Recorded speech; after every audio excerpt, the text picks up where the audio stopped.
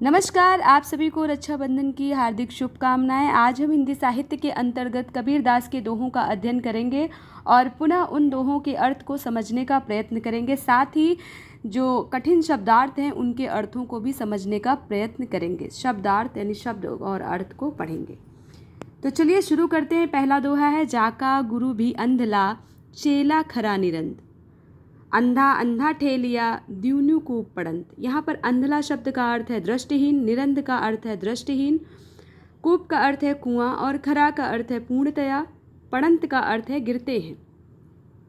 जाका गुरु भी अंधला, जिसके गुरु अंधे हैं, अर्थात जिसके गुरु को अभी तक ज्ञान की प्राप्ति नहीं हुई है, ज्ञान भक्ति की प्राप्ति नहीं हुई है।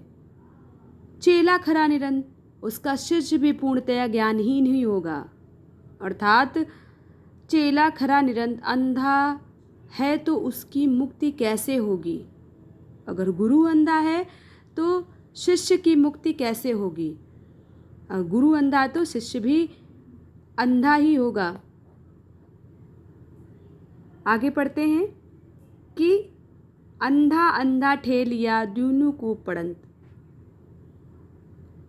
जिसके गुरु को सच्चे अर्थों में ज्ञान भक्ति की प्राप्ति नहीं हुई है और वह अभी तक सांसारिक माया मोह में फंसा हुआ है, तो ऐसे में उनके शिष्यों का क्या हाल होगा। अर्थात अगर गुरु सांसारिक माया मोह में फंसा हुआ है, वास्तविक रूप में उसे ज्ञान की प्राप्ति नहीं हुई है, वो ज्ञान से विमुख है, तो उनके शिष्यों का भी वही हाल होगा। ऐसे गुरु अंधे के समान होते हैं। कहते ना, अंधा अंधा ठेलिया। यहाँ पर अंधा अंधा दो बार है, तो अंधा एक गुरु के लिए और दूसरा अंधा एक शिष्य के लिए। तो क्या है कि ऐसे गुरु अंधे के समान होते हैं और उनके शिष्य भी उन्हीं के भांति अंधे के ही समान होते हैं। अंधा अंधा ठेलिया, अंधा अंधे को ठेल रहा है।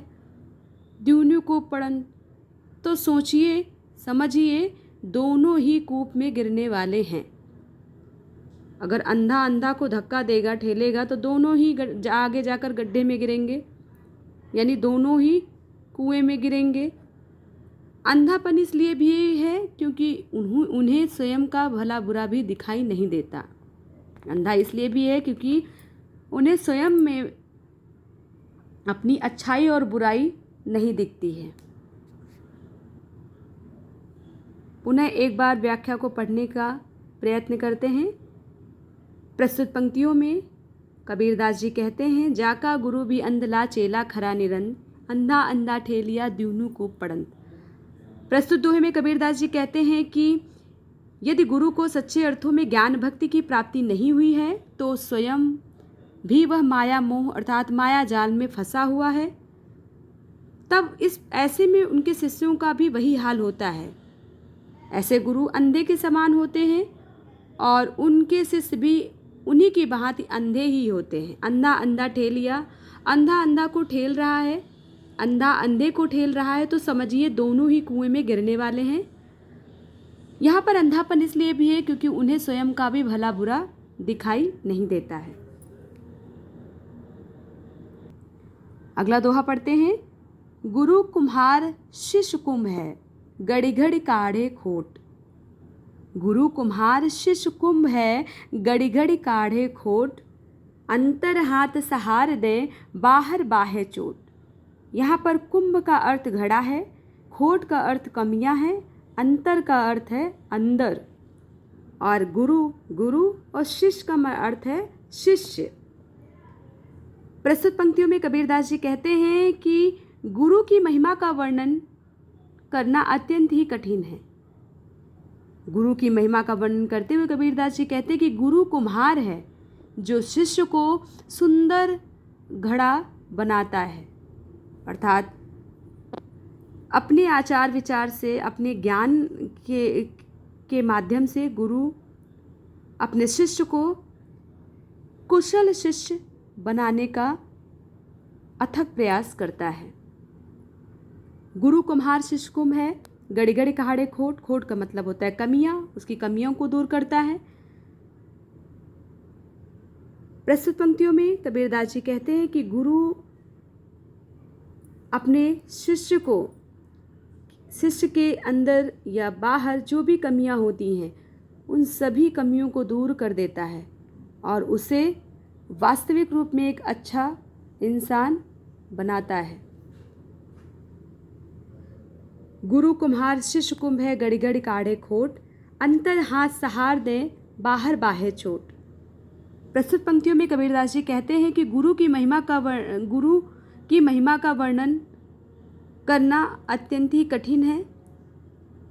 आगे वे कहते हैं कि संसारी जीवों को सन्मार्ग दिखाने वाले सद्गुरु ही होते हैं, अर्थात संसार में जो जीव वास करते हैं उनको सच्चाई का मार्ग, सदमार्ग दिखाने वाले एकमात्र संसार में गुरु ही होते हैं। गुरु कुम्हार है और शिष्य मिट्टी के कच्चे घड़े के समान है। कहते हैं ना, गुरु कुम्हार शिष्य कुंभ है। गुरु क्या है? कुम्हार है और शिष्य मिट्टी के कच्चे के घड़े के समान है।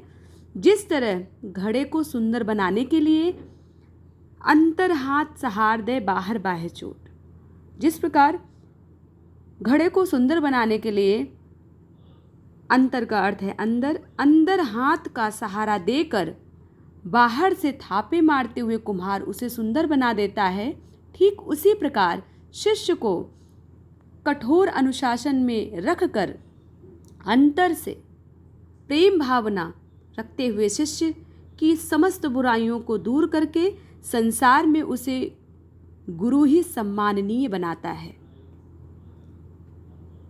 इसीलिए कहते हैं कि शिक्षा में पुरस्कार और दंड अति आवश्यक है। गुरु अगर अपने शिष्य को दंड देता है तो वो शिष्य के लिए अत्यंत ही उचित ही होता है। यह कबीरदास जी ने भी स्वीकार किया है। अब हम अगला दोहा पढ़ते हैं। सतगुरु हमसो रीझ कर एक कहा प्रसंग, बरस्या बादल प्रेम का भीज गया सब अंग। प्रस्तुत पंक्तियों में सतगुरु हमसे शब्दार्थ समझने का प्रयत्न करते हैं। शब्द है रीझ, रीझ का अर्थ है प्रसन्न होना, हमसु का अर्थ है मुझसे अर्थात हमसे, प्रसंग का मतलब है उदाहरण अर्थात प्रसंग। प्रस्तुत पंक्तियों में गुरु की महिमा का वर्णन करते हुए कबीरदास जी कहते हैं कि सद्गुरु ही अपने ज्ञान द्वारा साधक का मार्ग प्रशस्त करता है, अर्थात सद्गुरु ज्ञान के माध्यम से शिष्य को उचित मार्ग दिखाने में सफल सहयोग करता है। प्रस्तुत पंक्तियों में कबीरदास जी कहते हैं कि मैं तो लोक और वेद के अनुसरण में ही लगा था। कबीरदास जी कहते हैं कि मैं तो लोक और वेद के अनुसरण में ही लगा था, लेकिन सतगुरु हमसे रीझ कर एक कहा प्रसंग, लेकिन मेरे सदगुरु ने मुझसे प्रसन्न होकर मुझे आशीर्वाद दिया, जिसे सुनकर प्रेम रूपी एक कहा प्रसंग, मतलब एक आशीर्वाद दिया और जिसे सुनकर बरस्या बादल प्रेम का भीज गया सब अंग, जिसे सुनकर प्रेम रूपी बादल बरस गए और मेरा अंग अंग उस प्रेम रूपी जल से मेरा अंग अंग भीग गया, अर्थात सरोबार हो गया, प्रेम रूपी जल से सरोबार हो गया।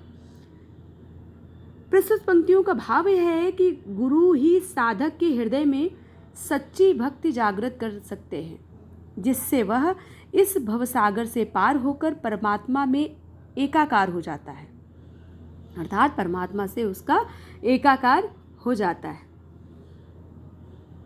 काव्यगत सौंदर्य समझने का प्रयत्न करते हैं कि प्रस्तुत पंक्तियों में गुरु की महिमा का अर्थात महत्व का बहुत ही सुंदर वर्णन किया गया है। सिद्धों का कथन था कि गुरु बिन ज्ञान न पाइला रे भाईला, अर्थात गुरु के बिना हे भाइयों ज्ञान की प्राप्ति नहीं हो सकती, गुरु बिना गति नहीं। प्रस्तुत पंक्तियों में सधुक्कड़ी भाषा का प्रयोग किया गया है। जैसे जी कहते हैं कि बिन गुरु जगत को निर्गुण पावा। आज के लिए इतना ही। उम्मीद है आप सभी को दोहों का अर्थ बहुत अच्छे से समझ में आया होगा। आप सभी लोग दोहे लिखें और सप्रसंग व्याख्या कर काव्यगत सौंदर्य अपनी काव्य पुस्तिका में लिखें। आज के लिए इतना ही। आप सभी का बहुत बहुत धन्यवाद। शुभ रात्रि।